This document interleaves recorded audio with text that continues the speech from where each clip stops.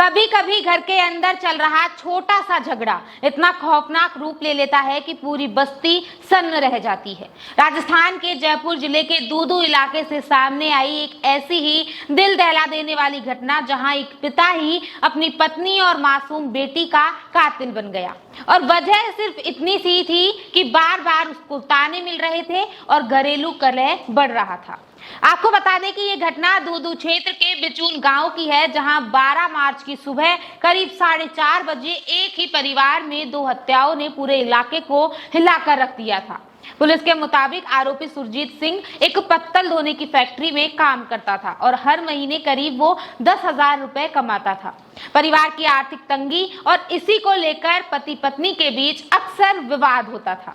ये बताया जा रहा है कि ये घटना वाली जो सुबह है, उसी दिन दोनों पति पत्नी के बीच बहस शुरू हो गई और गुस्से में आरोपी नीचे कमरे में आ गया और वहां रखी तलवार उठाकर ले आया। इसके बाद छत पर सो रही पत्नी पर अचानक उसने हमला कर दिया और तलवार से उसका गला काट दिया। पत्नी की चीख पुकार सुनी तो पास में सो रही 8 साल की बेटी की नींद खुली और उसने मां को खून से लथपथ और पिता के हाथों में तलवार देख ली थी। और बेटी के चिल्लाने पर आरोपी को डर था कि सच्चाई सामने ना आ जाए और इसी डर में उसने अपनी ही बेटी का भी गला दबा दिया और उसकी भी हत्या कर दी। वारदात के बाद आरोपी करीब आधे घंटे तक दोनों शवों के पास बैठा रहा और फिर घर से बाहर निकलकर रास्ते में लोगों को चिल्ला चिल्ला कर बताने लगा कि उसने अपनी पत्नी और बेटी को मार दिया है।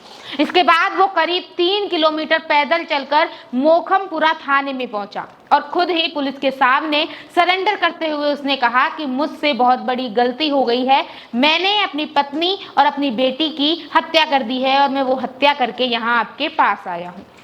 पुलिस जांच में ये भी सामने आया है कि आरोपी शराब पीने का आदी हो गया था और घर में अक्सर झगड़े होते थे। जिस वक्त ये वारदात हुई उस समय उसका 16 साल का बेटा घर पर नहीं था, वो अपने चाचा के साथ डिडवाना में एक शादी में गया हुआ था।